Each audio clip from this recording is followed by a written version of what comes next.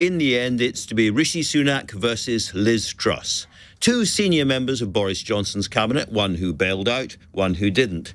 From the point of view of the Conservative Party, there is one good thing about this particular runoff. The right wing, including the Boris ultras who now mostly back Liz Truss, are properly represented. There won't be a huge swathe of the party which feels it's been cut out, and that is good for the Tories because it might mean the chance of them coming together after all this is over is a bit better, but that is probably where the good news ends for them.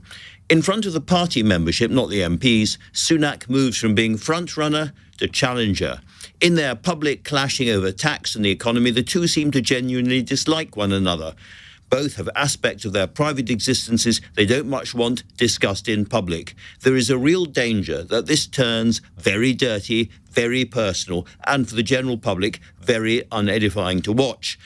And of course, in the end, the general public matters even more than the Conservative membership, whose final verdict we get on September the 5th. When a general election comes, it may be different, but right now, Labour's Keir Starmer would beat Liz Truss by 14 points, a bigger Labour polling lead than either of the other Tory candidates.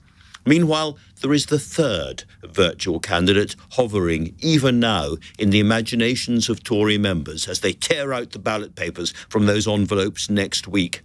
Boris Johnson, in his final words to the Commons today, sounded at one level relatively relaxed, but he broadly winked towards Liz Truss on tax cuts and the Treasury's notorious lack of imagination. And note this, he quoted Arnie in Terminator 2, "Hasta la vista, baby."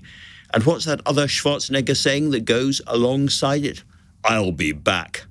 Now, Johnson knows his schlocky films. There are 3 in this contest, and the third, well, folks, he is a slightly menacing warning from the future.